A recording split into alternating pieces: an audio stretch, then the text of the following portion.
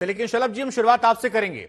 जब supreme court के जरिए ट्रिपल टेस्ट के तरीके से आरक्षण की बात कर दी गई और निकाय चुनावों का रास्ता स्पष्ट कर दिया गया, तो फिर यह कैसी लापरवाही सरकार की, उस सरकार की खासतौर पर जो कहती है कि हम 18-18 घंटे काम करते हैं, इसे लापरवाही माना जाए या फिर नियत में खोट माना जाए? क्योंकि विपक्ष बार बार यह कह रहा है कि आप लोग की नीति हमेशा रहती है आरक्षण हड़पने की, आप लोग पिछड़े समाज का वोट लेना चाहते हैं, लेकिन जब बात भागीदारी की आती है तो आप लोग दाएं बाएं करते हैं, और यह उसका एक उदाहरण है। ऐसे आरोप अखिलेश यादव समेत तमाम विपक्षी पार्टियों ने जब पर लगाए। नहीं शुभांकर जी, अगर ये पूरा मामला आप देखेंगे तो इस बार तो मामला उल्टा है। उत्तर प्रदेश सरकार अन्य पिछड़ा वर्ग को आरक्षण देना चाहती है। उत्तर प्रदेश सरकार अन्य पिछड़ा वर्ग के लिए सीटें रिजर्व करना चाहती है। वो रिजर्व करके हम लेकर गए थे, लेकिन कोर्ट के भीतर जो कुछ भी हुआ, कोर्ट के भीतर से ये कहा गया कि नहीं, ये पूरा का पूरा ये पूरी प्रक्रिया को रद्द कर दिया है। अब कोर्ट ने किन आधारों पर किया है, किन चीजों को देखा है, ये डिबेट का विषय है। इसमें जाना पड़ेगा कि क्या है, पूरा निर्णय आने दीजिए, उसको हम देखेंगे। लेकिन हम तो लगातार इस बात के लिए प्रयास कर रहे हैं कि जो अन्य पिछड़ा वर्ग है उसको आरक्षण दिया जाए, अन्य पिछड़ा वर्ग के जो सीटें उनको रिजर्व किया जाए। लेकिन कोर्ट से जो आदेश हुआ है वो हमारे खिलाफ हुआ है और कोर्ट ने कहा कि नहीं, इसको रद्द किया जाता है। तो शलभ जी, यही तो सवाल आपसे पूछ रहे हैं कि आदेश आपके खिलाफ क्यों चला गया? तैयारी की होती तो नहीं जाता। कोर्ट तो कह रहा है कि प्रथम दृष्टया लग रहा है ट्रिपल टेस्ट का फॉलो नहीं किया गया है। इससे पहले 4 राज्यों में विवाद हुआ था, जिसमें बिहार था, आपका राज्य मध्य प्रदेश था। अगर आप लोगों ने वहां की घटनाओं सबक लिया होता तो आज ये फजीहत की स्थिति नहीं आती और मुख्यमंत्री, मंत्री समेत तमाम लोगों को आधे घंटे बाद से ट्वीट पर ट्वीट नहीं करने पड़ते।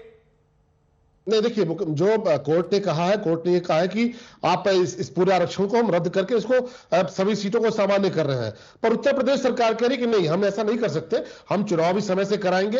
और जो कोर्ट ने जिस बात की अपेक्षा की है, उन अपेक्षाओं को लेकर हम देख रहे हैं कि कहां कोई चीज छूटी है, कहां किस चीज का पालन होना चाहिए। और आवश्यकता पड़ी तो मुख्यमंत्री जी ने बहुत स्पष्ट कहा है कि हम सुप्रीम कोर्ट भी जाएंगे, क्योंकि हमें लगता है कि हमने तैयारी की थी, हमें लगता है कि हमने आरक्षण का पालन कराया है, हमें लगता है कि नहीं, हम चाहते हैं।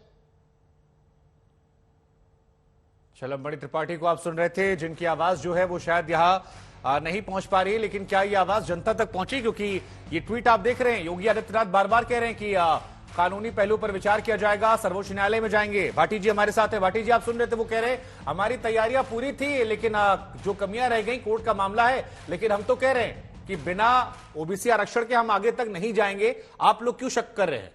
नहीं, जो वो कह रहे हैं तैयारियां पूरी होती तो हाईकोर्ट का ऐसा फैसला ही नहीं आता। आधी अधूरी तैयारी के साथ ही हाईकोर्ट में गए थे और जानबूझ के गए थे, जानबूझ के उसमें कमियां छोड़ी गई, कमजोरियां छोड़ी गई।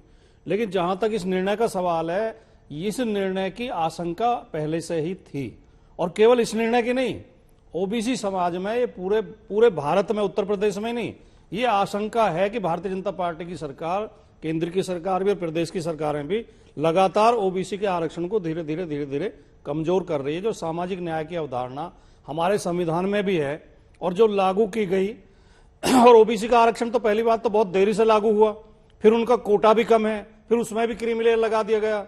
लेकिन आज तो परिस्थिति यह है कि जो प्रतियोगी परीक्षाओं के परिणाम आ रहे हैं, उनमें जनरल कास्ट कम अंक ला पाके सेलेक्ट हो पा रहे हैं और ओबीसी उनसे ज्यादा अंक पाके सेलेक्ट नहीं हो पा रहे हैं। तो अब आरक्षण ओबीसी के लिए नहीं है, ओबीसी को रोकने के लिए है। और आज देश में, शुभंकर जी, मैं ये भी स्पष्ट करना चाहूंगा कि कोई वर्ग ऐसा नहीं है जो आरक्षित श्रेणी में ना आता हो। अब वो तर्क भी गए जब कहते थे कि हम तो योग्य पैदा होते हैं, अयोग्य लोग आरक्षण के बल पे आगे बढ़ रहे हैं। आज हर वर्ग को आरक्षण मिल रहा है, हर जाति को मिल रहा है। इस देश में कोई नहीं बचा जिसे आरक्षण न मिल रहा हो। नहीं तो जो ये पूरा विवाद है, इस पे योगी आदित्यनाथ ने आज साफ साफ ट्वीट कर कहा, और मैं ट्वीट भी पढ़ दे रहा हूं। उन्होंने कहा कि उत्तर प्रदेश सरकार नगरीय निकाय सामान्य निर्वाचन के परिप्रेक्ष्य में आयोग गठित करेगी और उनको आरक्षण की सुविधा देगी, इसके बाद ही चुनाव करवाएंगे। तो अगर मुख्यमंत्री खुद सामने आकर और 1 घंटे के भीतर यह कह रहा है कि भाई बिना इसके नहीं होगा, सरकार पर भरोसा रखिए, तो फिर आपको डाउट कहां पर हो रहा है सर? मैं बताता हूं डाउट कहां पर। पहली बात तो इनके बड़े नेता कुछ बोलेंगे, इनके छोटे कार्यकर्ता कुछ और बोलेंगे जनता के बीच में जाके। ये टीवी चैनल पर कुछ बोलेंगे, अपने बंद कमरों में, अपने कार्यालय में बैठकर, अपने घरों पर बैठकर, अपने लोगों के बीच में कहेंगे देखो निपटवा दिया, आधा तो निपटा दिया, बाकी भी निपटा देंगे। इनकी नीयत साफ नहीं है। अगर इनकी नीयत साफ होती तो जाति आधारित जो जनगणना की बात उठ रही है, उसका समर्थन करती है क्या भारतीय जनता पार्टी? आप इनसे पूछिए। ओबीसी को तब तक न्याय नहीं मिल सकता जब तक जाति जनगणना नहीं होगी। ठीक है।